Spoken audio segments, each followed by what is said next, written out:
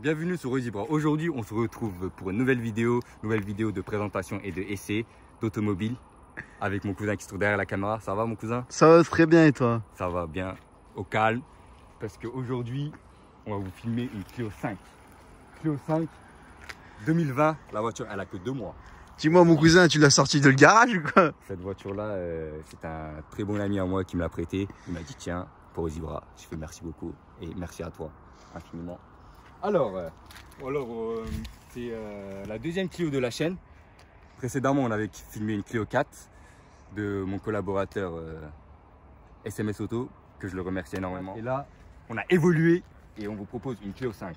Du coup, cette vidéo va comporter un peu les améliorations qu'il y a eu à propos de la Clio 4 et c'est tout. Hein.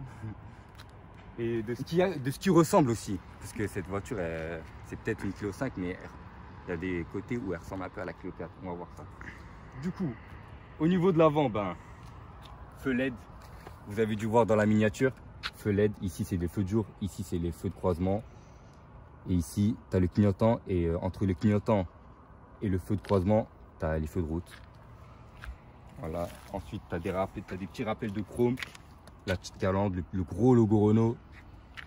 Ici, petit rappel en chrome aussi. Bon, elle n'a pas l'option anti-brouillard, mais c'est pas grave. Elle a pas aussi l'option LED qui fait tout le tour, les feux de jour qui fait tout le tour, malheureusement.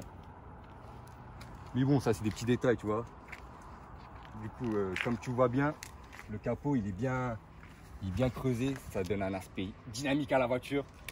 Je trouve ça très charmant. Et toi, mon cousin, qu'est-ce que tu en penses de ça? Mais franchement, ouais, elle est propre, elle est bien. L'avant, elle est bien. Ouais. Ça fait ressembler un peu les tunings, tu vois. Ouais, c'est du tuning d'origine, on va dire. Et ça casse pas la naturalité de la voiture. Du coup, maintenant qu'on a parlé de l'avant, on va passer sur le côté du véhicule. Alors, clignotant incorporé dans le rétroviseur avec comme vous avez pu le remarquer, fermeture des rétroviseurs avec la clé, avec les portes, etc. Ensuite, comme je le fais d'habitude, la taille des jantes, c'est des 16 pouces. Taille des pneus 195-55. Et d'ailleurs, c'est des jantes tôle. Ça, c'est de l'angeliver, hein. Vous entendez? C'est du plastique. Ouais. Ce qui est bien, c'est que avant, moi j'ai cru que c'était des jantes alu, tu vois. Je me suis dit, oh là, maintenant il n'y a plus de jantes tôle, il n'y a que des jantes alu. Et il y a mon ami à moi qui travaille chez Renault, que je lui fais un petit coucou d'ici. Il m'a dit, non, c'est des jantes tôle. Je fais, ah bon, pourquoi? Ouais, parce que la jante tôle de derrière, c'est des 5 branches en fait. C'est pareil. C'est des 5 branches en jante tôle et ils mettent ça pour bien cacher, tu vois. Et ils sont un peu forts à ce niveau-là. C'est bien, c'est beaucoup trompe-l'œil, tu vois. Du coup, ici la petite ligne. Voilà. Je continue jusqu'à là, après ça part, etc. Ensuite, chrome, baguette en chrome avec l'inscription Clio. Tu vois. Dans les autres Clio, il n'y avait pas ça. Dans la Clio 4, l'inscription Clio, elle était à l'avant. Et voilà. Maintenant, elle est sur le côté. Et comme je vous ai dit, ce qui ressemble un peu à la Clio 4, c'est ça. Regarde. Poignée de porte qui se trouve ici. Tu vois. Ça, ils n'ont pas changé de la Clio 4. Ensuite, trappe à essence. J'ai oublié de le préciser, c'est une TCE. Trappe à essence de 45 litres. Bien. Hop. E5, E10, 95, 98, voilà. Ensuite, regardez. Comme j'ai ouvert la voiture, tu as les LED qui s'allument en même temps. Ensuite, là, tu as les clignotants. Ici, marche arrière. Inscription Clio avec le logo. Petit essuie-glace. Feu de stop. Petite antenne. Et pour finir la présentation extérieure de la voiture, j'ai envie de vous montrer ça. Regardez. Ça, tu vois, on aurait dit un petit spoiler d'origine sportive, dynamique, qui rajoute une beauté en plus à la voiture.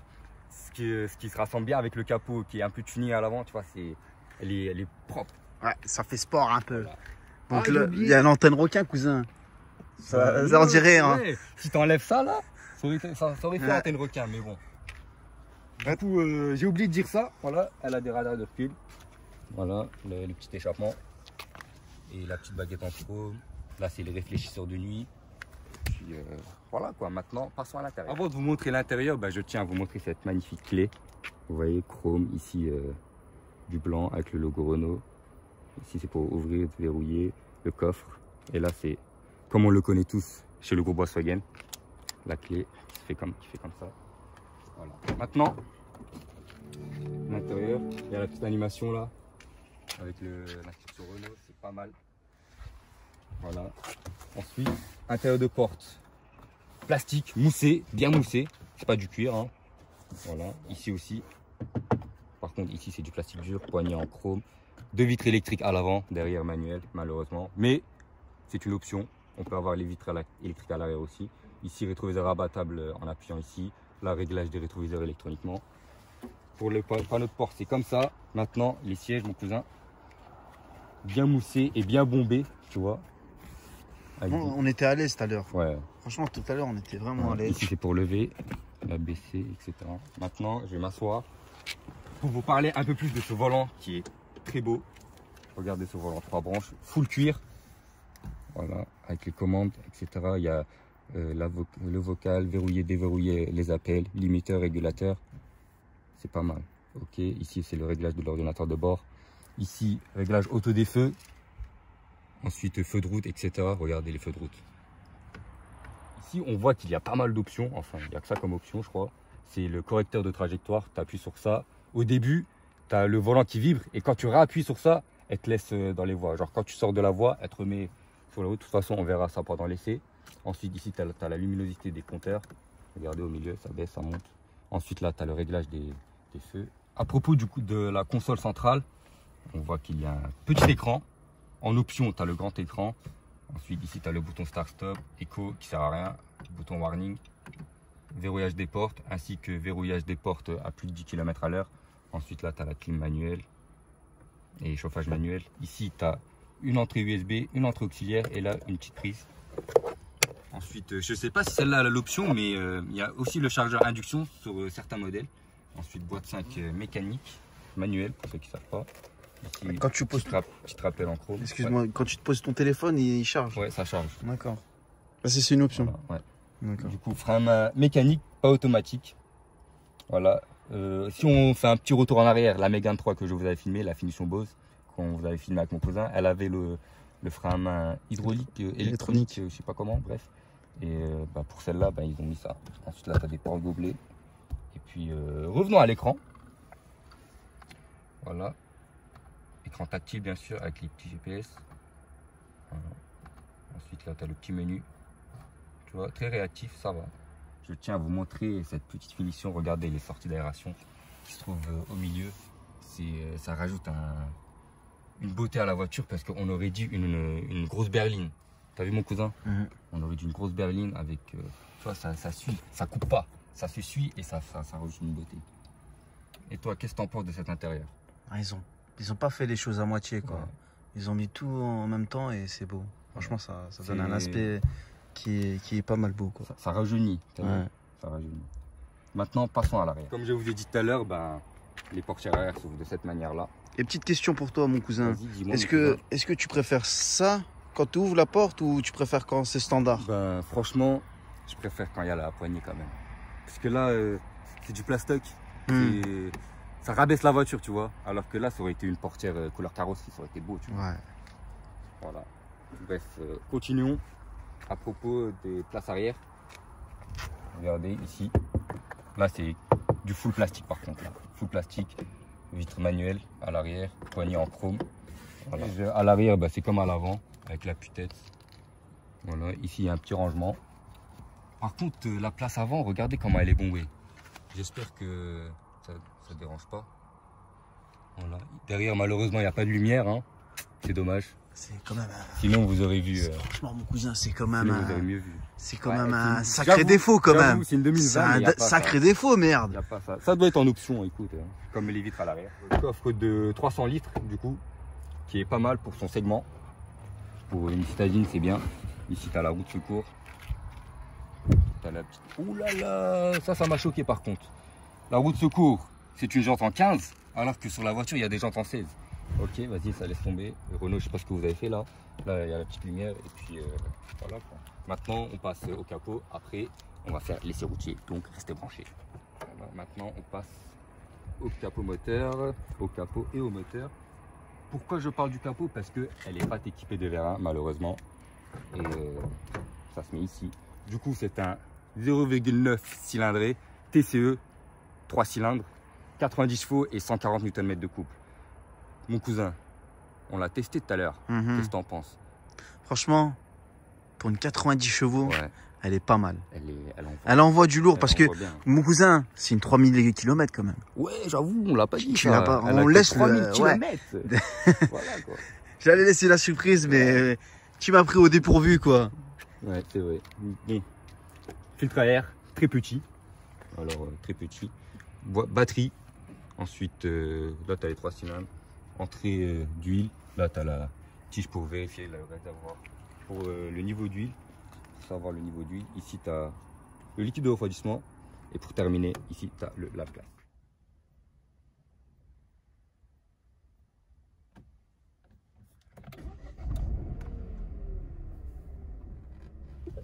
Donc maintenant, on passe à l'essai routier de ce véhicule. Avant de passer à l'essai routier du véhicule, on va enlever les cache-plaques. Ça y est, on a enlevé nos cache-plaques. Nos cache-plaques, là où c'est écrit Ozibra, là où mon cousin ta ceinture, c'est dangereux là. Je parlais de quoi? Ouais, du cache-plaque, là où il y a notre page Instagram qui est inscrit, l'Instagram Ozibra Off, n'hésitez pas à vous abonner.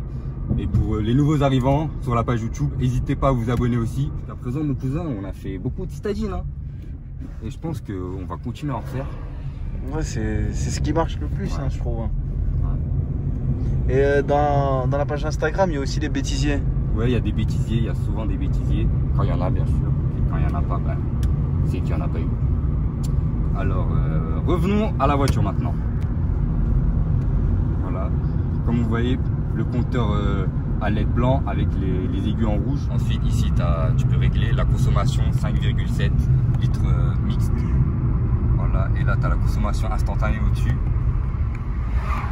Voilà. Tu as la vitesse digitale. Je vais fermer la fenêtre. Ça me dérange. Même vous d'ailleurs, je pense. Ensuite, pression des pneus. Ok. Voilà. Tu as aussi le mode éco. Ensuite, ouais, il y a le mode éco, mais vas-y. Déjà en mode normal, elle fait 5,7. En vrai, le mode éco, ça va rien changer. Enfin, ça va changer. Il y aura un petit changement, mais c'est pas énorme. Pas si flagrant. Voilà. Du coup, il vaut mieux rester en mode normal. Donc,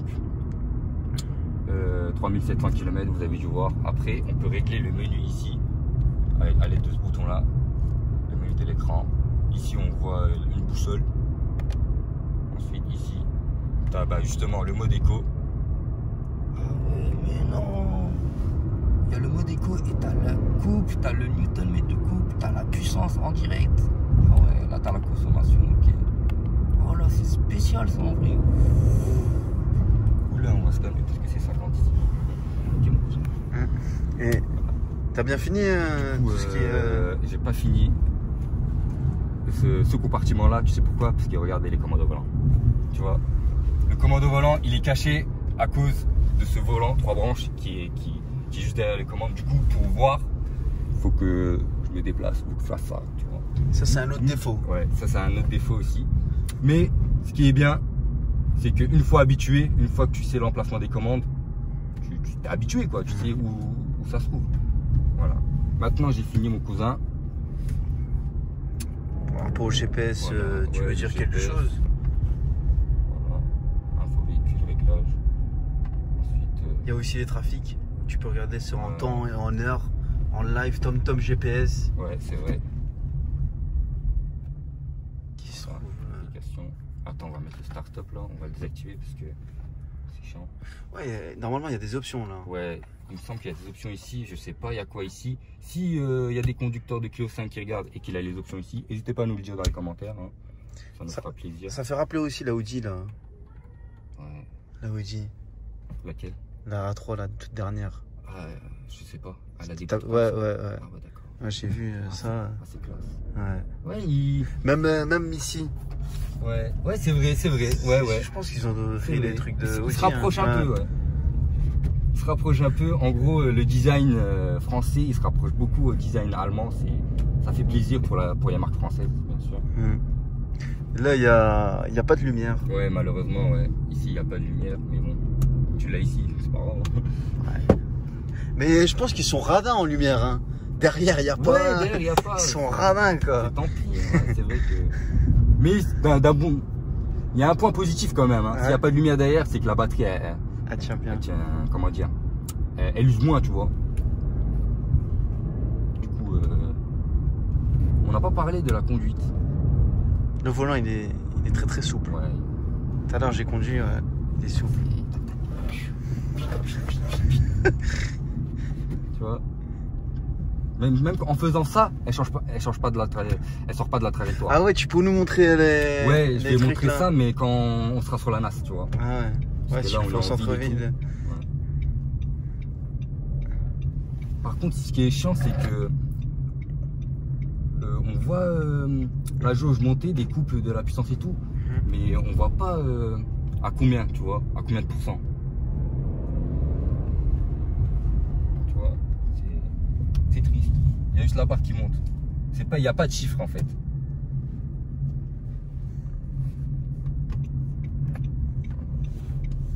Et toi, qu'est-ce que t'en penses de l'assise, mon cousin? Franchement, je suis bien assis. Franchement, comme je t'ai dit tout à l'heure, hein, j'étais choqué, franchement. Je te l'avoue que dans les Clio, normalement, t'es un peu pas confortable. Ouais. Mais là, je suis surpris. Je m'attendais pas à ce siège très très confortable. Je sais pas si c'est derrière, c'est pareil. Ils ont fait pareil. Ouais, bah, déjà, le design est pareil à propos des sièges arrière. C'est les mêmes dessins. Mais devant, on est bien. Devant, on est super bien assis. Il est confortable. Même, il n'y a pas que les sièges, les amortisseurs aussi. On sent moins les trous. Ouais. Les dodanes. Ouais. Bon, ça y est, on est sur la NAS. On va taper un peu. Regardez les LED.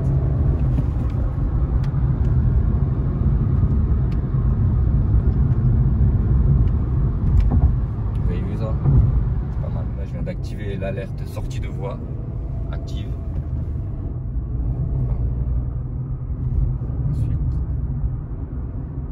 Si ça a pris en compte, je vais faire exprès de sortir de vous, tu vois.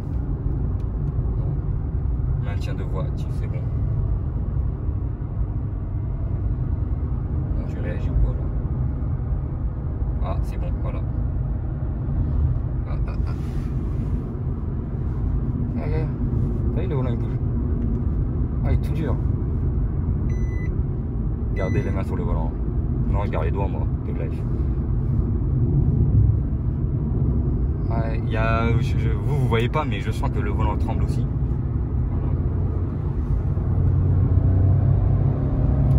Là, une petite accélération. En fond de troisième.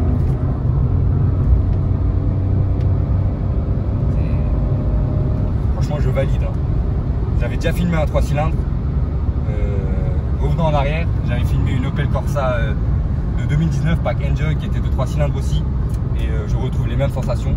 D'ailleurs, ils ont les mêmes chevaux, 90 chevaux. Et comme je l'ai dit dans la vidéo de la Opel Corsa, le 3 cylindres turbo, bien sûr, il est exceptionnel, il est bien puissant. Wow. Après, j'ai essayé des 3 cylindres essence. Le 3 cylindres diesel, je sais pas ce qu'il vaut, mais en tout cas, le 3 cylindres essence, c'est pas mal. Je vais enlever le maintien de voie. Du coup, maintenant, on va terminer la vidéo. J'espère que la vidéo vous a plu, mes chers viewers. Et toi, qu'est-ce que t'en penses de la vidéo? Tu penses qu'elle est complète là? Ouais, elle est trop complète même. Je pense qu'on a donné des infos croustillantes. Ouais, c'est vrai. Du coup, je l'ai dit tout à l'heure, je le redis. N'hésitez pas à vous abonner pour les nouveaux arrivants si le contenu vous plaît, si nos présentations vous plaît. Et puis, page Instagram Ozibra Off. Et puis, d'ailleurs, on a les cash packs derrière. Hein. Non, c'est dans le coffre. Okay. Du coup, t'as un truc à dire, toi, mon cousin? Gardez la forme, les gars, et on va venir avec du nouveau, vous inquiétez pas. À la prochaine.